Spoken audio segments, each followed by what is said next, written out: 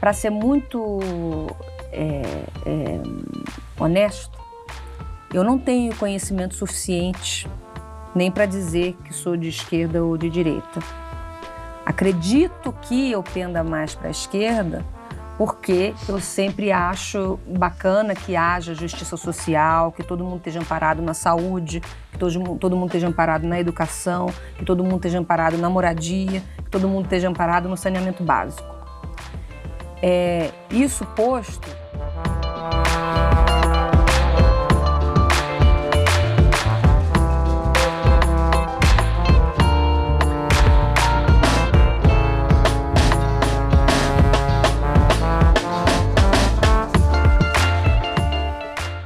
eu fiz uma campanha muito forte anti-bolsonarista e sou bastante anti-bolsonarista porque, para mim, o antibolsonarismo está associado ao neonazismo, para mim.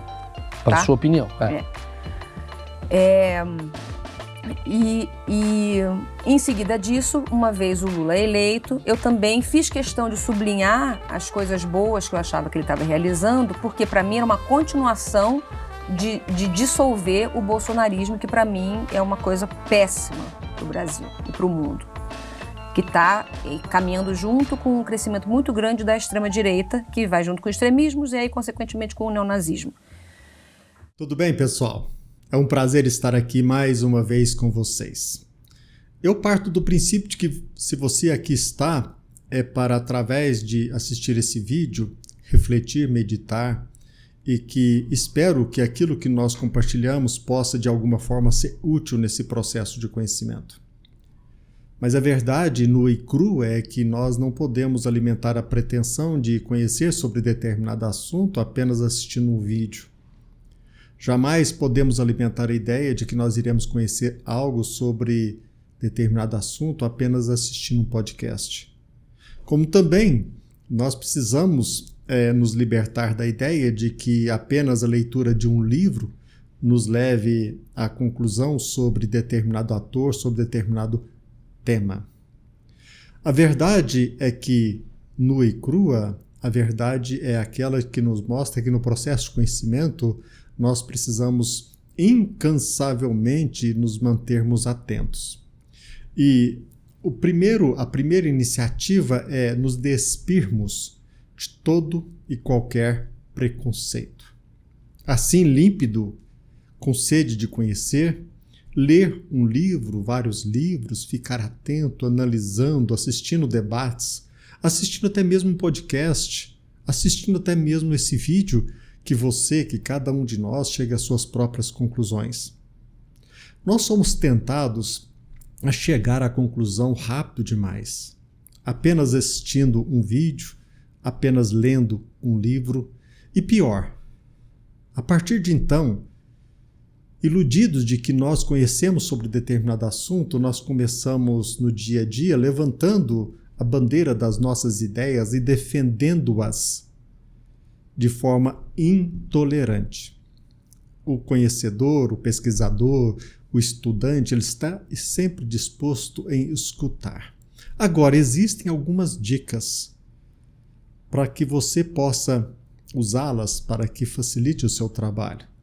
Quando uma pessoa, logo no início da sua fala, ela já confessa de que ela não sabe sobre determinado assunto, que ela não chegou a se aprofundar sobre determinada matéria, e a partir de então ela começa a falar sobre esse assunto como se fosse um especialista, como se fosse um doutor, uma pessoa experimentada. Infelizmente, as pessoas não percebem que, mesmo assim, ela tendo alertada, ele tendo advertido de que não é um profundo conhecedor sobre aquele assunto, as pessoas embarcam e abraçam as suas ideias. Geralmente acontece isso com pessoas conhecidas, aquelas pessoas que nós rotulamos de celebridades. Quando nós falamos sobre esquerda e direita, não pense você que esse assunto é de fácil compreensão. Nós precisamos ter, assim, a altivez de forma transparente, sem preconceito, irmos, através do estudo, da pesquisa, do confronto de ideias, assim percebendo o tanto que esse assunto é de difícil compreensão. E nem sempre nós iremos poder rotular determinada pessoa, determinado ideal como sendo de esquerda ou de direita, porque nós somos tentados a colocar as pessoas em caixinhas, colocar assuntos em caixinhas, e neste ridículo intelectual, nós passamos como se fôssemos professores, expert no assunto, discriminando, apontando o dedo. Agora, finalizando, se você aprende, se você desenvolve esse propósito de aprender, sinceramente, com o propósito de não se iludir, procurando conhecer sobre determinado assunto, sobre determinada matéria, procure estudar, sem preconceito, analise detidamente. Não se apegue a uma entrevista, não se apegue a determinadas ideias, sem que você mesmo possa ter aquilatadas. É claro que nós vivemos num país em que as pessoas se acham incapazes de aprofundar sobre determinado assunto. Mas, infelizmente, nesse nosso país, mesmo assim ciente de que nós temos ou desfrutamos de dificuldade para conhecer de forma bem profunda determinado assunto, o ridículo é que nós, mesmo ciente disso, passamos diuturnamente a defender as nossas ideias como se fossem a expressão da verdade. Agora, eu parto do princípio de que você não quer viver iludido. Então, antes de chegar à própria conclusão, estudemos, analisemos, e para que levantemos a nossa bandeira sobre este ou aquele assunto, que nós possamos fazer com respeito ao outro, sempre pronto a entender, a aquilatar, a até mesmo comparar ideias divergentes, para que, assim, prontos, com sede de conhecimento, aquilatando, aprimorando o nosso conhecimento. Esta é a nossa proposta, é de não apenas falar, porque falar, palestrar, discursar é uma tarefa muito fácil. Falar em público por 1 hora e meia, também não é uma tarefa difícil. O que é muito difícil é nós falarmos com eficiência, com transparência e até mesmo de forma bem simples sobre determinados assuntos profundos com conhecimento de causa. Para que nós cheguemos neste ponto, precisamos então filtrar todo e qualquer discurso que chega a nós. Esta é a nossa dica, que você pense, que você reflita e assim, de forma bem lúcida, possa contribuir para que a nossa sociedade se desperte. Tá bom? Em vez de rotular as pessoas, que procuremos estudar profundamente tudo aquilo que nós defendemos. E assim, contribuir com o nosso conhecimento para a vida social. Um abraço. Até breve. Muita gente se pergunta por que os professores universitários, não só das universidades públicas, na sua esmagadora maioria, apoia o PT e a esquerda. E eu dou duas respostas. A primeira, um pouco mais profunda, é a seguinte: porque a esquerda é uma seita, é uma forma de religião, é uma forma de obsessão. E essas pessoas que são uma espécie de herdeiras de um messianismo sem Deus, em que Deus é a história e eles são os apóstolos do bem, da história perfeita, eles, ao aderirem a essa seita chamada socialismo, comunismo, como você queira, ao aderirem a essa seita, eles sentem que eles são pessoas do bem. É mais ou menos como se eles se olhassem no espelho e vissem a cara de Jesus do outro lado. Então, a primeira causa para esses professores todos, na sua maioria, aderirem à esquerda, é porque isso produz uma autopercepção orgulhosa de que eles são e estão do lado do bem, né? E como todo mundo que já estudou um pouco de história da filosofia moral, ou mesmo história da santidade na tradição católica, sabe que todo mundo que se acha do bem, na realidade, é do mal. A outra causa é um pouco mais prosaica, é porque você ser de esquerda, e no caso defender o PT e as seclas, você na realidade faz parte de um grupo, de uma networking, E nessa networking você tem amigos, você tem verba na universidade para pesquisa, você tem, é mais fácil passar em alguns concursos, seus orientandos têm mais chance de inserção no mercado, você é convidado para falar em congressos e colóquios, você tem poder nos colegiados, ou seja, enquanto a primeira razão é uma razão, digamos assim, mais psicológica, porque esses professores querem se sentir parte do bem, a segunda razão é uma razão, digamos assim, mais sociológica, porque fazendo parte dessa networking da esquerda dentro das universidades, eles têm mais poder. Portanto, a segunda razão prova que a primeira é falsa.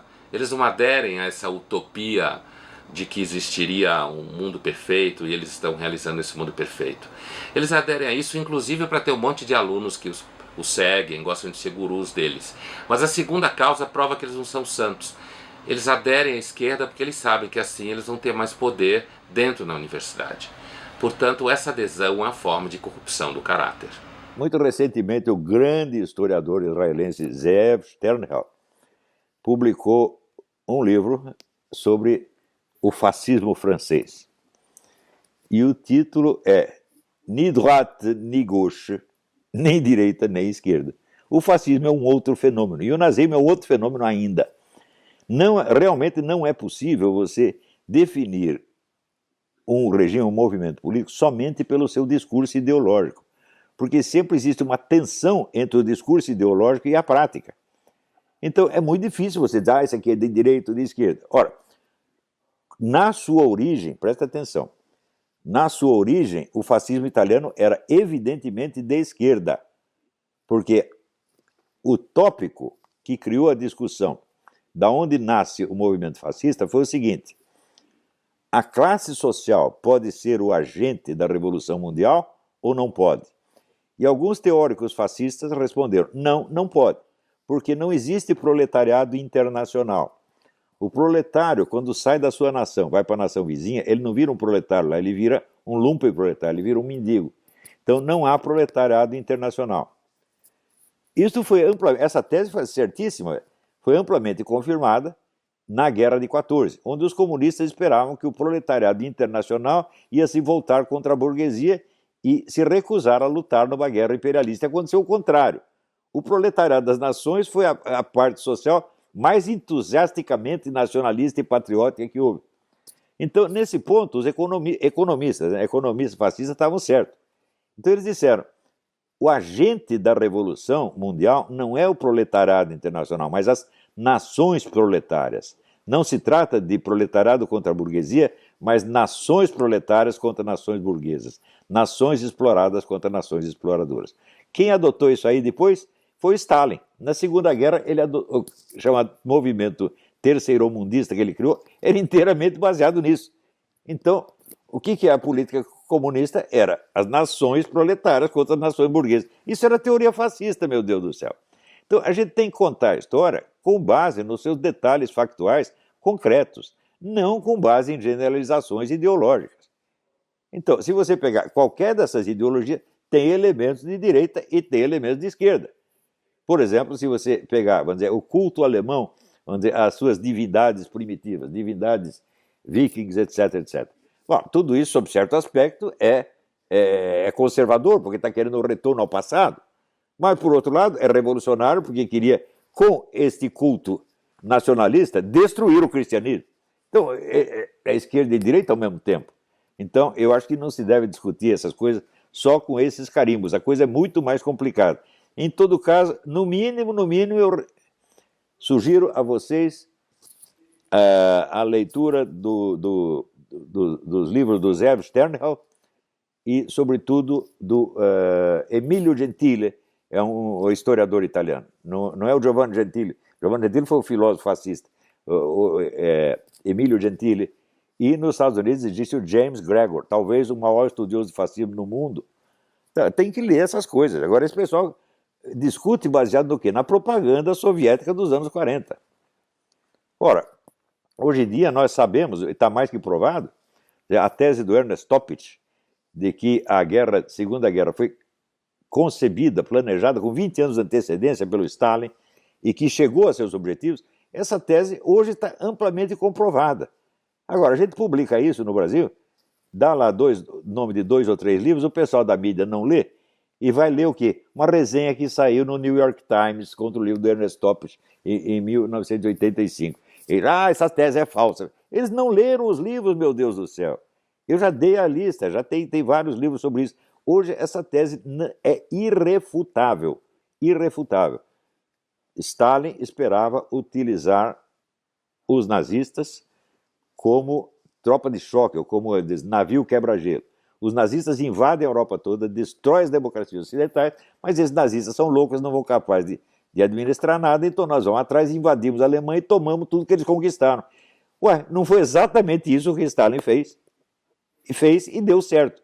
Eu considero Stalin o maior estrategista de todos os tempos. É isso, gente.